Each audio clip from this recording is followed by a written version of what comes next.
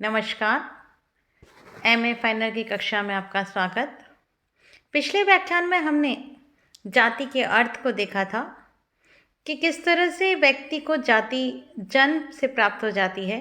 जिस जाति में वह जन्म लेता है, जीवन पर्यंत उसी जाति में बना रहना होता है। व्यक्ति वंशानुक्रम के आधार पर इस जाति को प्राप्त करता है। उसी संदर्भ में हमने कुछ विशेषताओं को भी देखा था, परिभाषा को भी देखा था। आज हम जाति की विशेषताओं को देखेंगे। जाति की विशेषता में हम सबसे पहले देखते हैं भारतीय समाज का खंडात्मक विभाजन। जाति व्यवस्था से भारतीय समाज कई खंडों में विभक्त हो गया है। प्रत्येक खंड के सदस्यों की स्थिति और भूमिका सुस्पष्ट व सुनिश्चित रूप से परिभाषित है। कौन सी जाति ऊपर होगी, कौन सी मध्यम और कौन सी सबसे निम्न समझी जाएगी। गुरिये ने इसे सबसे महत्वपूर्ण विशेषता माना है और उनके शब्दों में इसका तात्पर्य यह है कि जाति व्यवस्था द्वारा बंधे समाज में हमारी भावना भी सीमित होती है। सामुदायिक भावना संपूर्ण मनुष्य समाज के प्रति न होकर केवल जाति के सदस्यों तक सीमित होती है तथा जातिगत आधार पर सदस्यों को प्राथमिकता दी जाती है। इस प्रकार यह देखें तो यह विभाजन एक नैतिक नियम है और प्रत्येक सदस्य इसके प्रति सचेत होता है। यह उन्हें अपने कर्तव्यों का ज्ञान कराता है, जिसके आधार पर वे अपने पद और कार्यों में दृढ़ होते हैं। और यदि अपने कर्तव्यों का पालन न करें तो उन्हें जाति से निष्कासित कर दिया जाता है।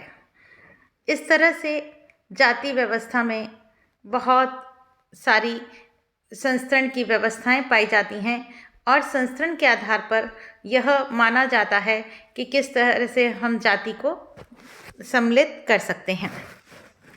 दूसरी बात हम कहें तो ऊंच नीच की परंपरा अथवा संस्तरण।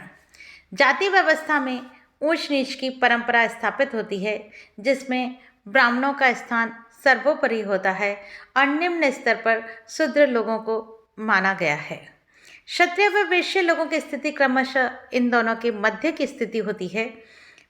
हम यहाँ 4 वर्ण की बात करते हैं। अनेक जातियाँ एवं उपजातियों में विभक्त हो गए हैं ये, और हम की भावना सीमित होने से सदस्य केवल अपने खंड या जाति के लोगों को ही महत्व देते हैं, या यह कहें कि अपने जाति के प्रति उच्चता की भावना पाई जाती है या श्रेष्ठता की भावना का जन्म होता है। पर और इनमें एक तरह से यह भी कहा जाए कि कुछ जातियों के बीच में सामाजिक दूरी होती है। जैसे ब्राह्मण और शूद्रों के बीच एक बहुत बड़ी दूरी होती है और इन्हें एक दूसरे से इतना अधिक उच्च और निम्न स्तर पर आंका जाता है, और यह सामाजिक संरचना हमारे समाज में स्पष्ट दिखाई देती है कि शूद्रों को उनकी कई चीज़ों से वंचित कर दिया गया है। उनकी परछाई तक से ब्राह्मण दूर रहता है। अपने आप को उन्हें अलग से निवास करने के लिए विवश किया जाता है। जातीय संस्तरण रक्त की पवित्रता, पूर्वजों के व्यवसाय के प्रति आस्था व अन्यों के साथ भोजन व पानी के प्रतिबंध आदि विचारों पर आधारित होती है। तीसरी चीज़ है जन्म से जाति का निर्धारण। हमने जाति के अर्थ को जब पढ़ा तभी हमने ये देखा था कि जिस जाति में व्यक्ति ने जन्म लिया है उसी जाति में वह बना रहता है, लेकिन हम यह नहीं कह सकते कि यह व्यक्ति अपने प्रयासों से, अपनी योग्यता से बदल लेगा। ऐसा संभव नहीं है। इस वातावरण को न तो धनाढ़ता अलग कर सकती है, न निर्धनता, न सफलता और न ही असफलता। जाति के ही वंशधर उस जाति के सदस्य माने जाते हैं। जाति से बहिष्कार द्वारा ही व्यक्ति निम्न जाति में जाता है। अन्य किसी भी कारक द्वारा व्यक्ति अपनी जाति की सदस्यता परिवर्तित नहीं कर सकता है। उसे अपने जाति के नियमों का कट्टरता पालन करना होता है। यदि वह नहीं करता है तो उसे जाति से बहिष्कृत कर दिया जाता है, जाति से बाहर निकाल दिया जाता है। जाति के व्यक्ति उसके साथ किसी प्रकार का कोई संबंध नहीं रखते हैं। फिर है नेक्स्ट है भोजन तथा सामाजिक सहवास संबंधी प्रतिबंध। यहाँ हम देखें तो प्रत्येक जाति के सदस्यों के लिए अपने समूह के बार, भोजन और सामाजिक सहवास पर नियंत्रण है। इन नियमों को बड़ी कठोरता से पालन किया जाता है। नगरीकरण और आवागमन के साधनों के विकास के कारण अब यह नियंत्रण नगरों एवं औद्योगिक क्षेत्रों में ढीला होता जा रहा है, पर गांव में यह नियंत्रण आज भी काफ़ी मात्रा में देखा जा सकता है। प्रत्येक जाति में ऐसे नियम बड़े सूक्ष्म रूप से बनाए गए हैं जो ये निर्धारण करते हैं कि किसी जाति के सदस्य को कहाँ कच्चा भोजन करना है और कहाँ पक्का, या कहाँ केवल जल ग्रहण करना है, या कहीं पर जल पीना भी निषिद्ध है। जैसे निम्न जाति के यहाँ किसी भी प्रकार का खान पान संबंधी निषेध है। आधुनिक युग के यातायात के साधनों व शिक्षा में विकास के कारण और शासकीय प्रयत्नों आदि के कारण ये निषेध कमजोर होते जा रहे हैं। आज सभी जाति के सदस्य एक दूसरे के साथ कार्य करते हैं। एक दूसरे के बीच उनमें अस्पष्टता की भावना कम होती जा रही है। वह एक दूसरे के साथ उठते बैठते हैं, खाते पीते हैं, लेकिन प्रारंभिक समय में ये निषेध बहुत अधिक मान्य थे, उन्हें कठोरता से पालन किया जाता था।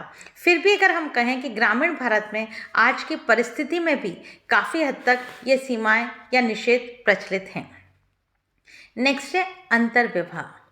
सभी जातियां अंतर्विवाही होती हैं, अर्थात जाति के सदस्यों को अपनी जाति के बाहर विवाह करना मना है और यह निषेध आज भी लागू है। हम यदि यह कहें कि बहुत जगह में जाति एक नहीं वरन उपजाति तक सीमित हो गया है।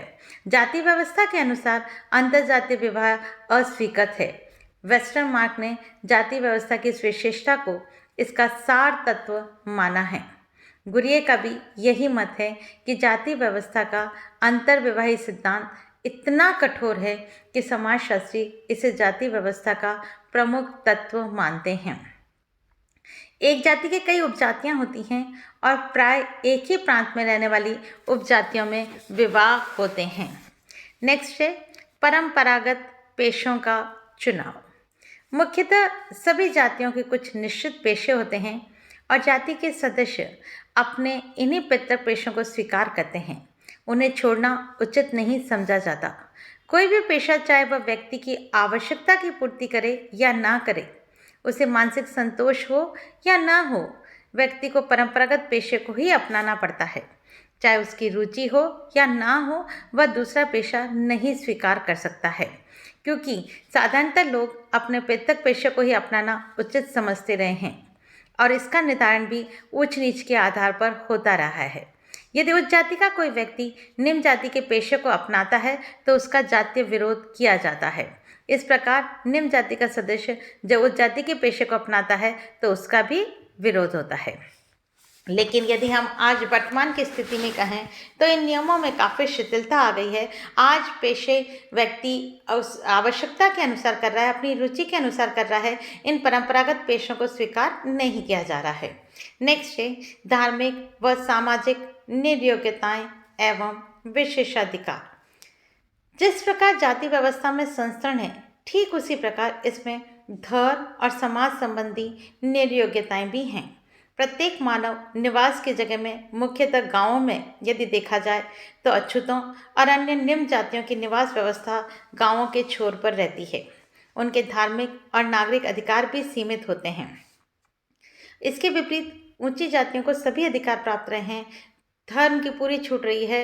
वह किसी तरह से भी इन कार्यों को पूरा कर सकते हैं, कहीं भी आ जा सकते हैं, किसी भी कुएं का प्रयोग कर सकते हैं, कहीं बगीचे में जा सकते हैं, सार्वजनिक मंदिरों में जा सकते हैं। लेकिन निम्न जाति को इनमें से कहीं भी जाने की स्वतंत्रताएं प्राप्त नहीं हैं। त्रावणकोर के बैकम गांव की विशिष्ट गलियों में अछूत जातियों में प्रवेश करने की स्वतंत्रता प्राप्त करने के लिए आंदोलन किया था। परंपरागत रूप से दक्षिण भारत में तो ये निर्योग्यताएं अपनी चरम सीमा पर रही हैं। वहाँ अछूतों को कुछ विशेष सड़कों पर चलने की मनाही थी। इतिहास हमारा इस बात का भी उदाहरण देता है कि पेशवाओं और मराठों ने पूना शहर के दरवाजों के भीतर मसार और मूंग जाति के लोगों को शाम 3 बजे से सुबह 9 बजे तक प्रवेश वर्जित कर दिया था। ऐसा माना जाता है उस समय परछाई व्यक्ति की लंबी हो जाती है, तो अगर सामने कोई श्रवण चल रहा है तो उसके ऊपर परछाई पड़ जाए तो वह अछूत हो जाता था, वह अपवित्र हो जाता था। ब्लंट ने कहा है कि गुजरात में दलित जातियाँ अपने विशिष्ट चिन्ह के रूप में सींग पहनना करती थीं। नेक्स्ट है आर्थिक असमानता। जाति व्यवस्था में आर्थिक असमानता का भी समावेश है। जाति व्यवस्था के निर्माण के साथ साथ ये भावना भी चली कि जो निम्न है उसे कोई अधिकार नहीं होना चाहिए। निम्न जाति के कार्य चाहे वह जीवन यापन के लिए कितने ही उपयोगी क्यों न हो, मूल्यों की दृष्टि से हीन समझे जाते रहे हैं। इसी प्रकार उनकी आय, संपत्ति और सांस्कृतिक उपलब्धियां भी बहुत कम रही हैं। उनकी शिक्षा दीक्षा आदि का सदा से अभाव रहा है। परंपरागत रूप से भारतीय जाति व्यवस्था की विशेषता रही है कि सामान्यतः उच्च जातियों की आर्थिक स्थिति भी उच्च रही है और निम्न जातियों की आर्थिक स्थिति निम्न रही है। इस तरह से हम देखें, हमने जाति व्यवस्था की जो विशेषताएं देखी, उन विशेषताओं से हमें स्पष्ट हो रहा है कि सामान्यतः हमारे समाज में जाति व्यवस्था के आधार पर काफ़ी ऊंच नीच की भावनाएं पाई जाती रही हैं और समाज में उनका स्तर भी, परिस्थिति भी ऊंच नीच के आधार पर ही निर्भर करता रहा है। और जाति के आधार पर उच्च जातियों को कई अधिकार प्राप्त थे, कई स्वतंत्रताएं प्राप्त थी, लेकिन निम्न जातियों को निर्योग्यताएं और निषेधाधिकार अधिक प्राप्त थे। और यही कारण रहा कि निम्न जातियां अपने आप को अपना ऊपर नहीं उठा पाई और समाज में इनकी स्थिति निम्न बनी रही। चाहे वह आर्थिक आधार पर कहें या सामाजिक आधार पर कहें, तो सभी तरह से उनकी स्थिति निम्न थी। धन्यवाद।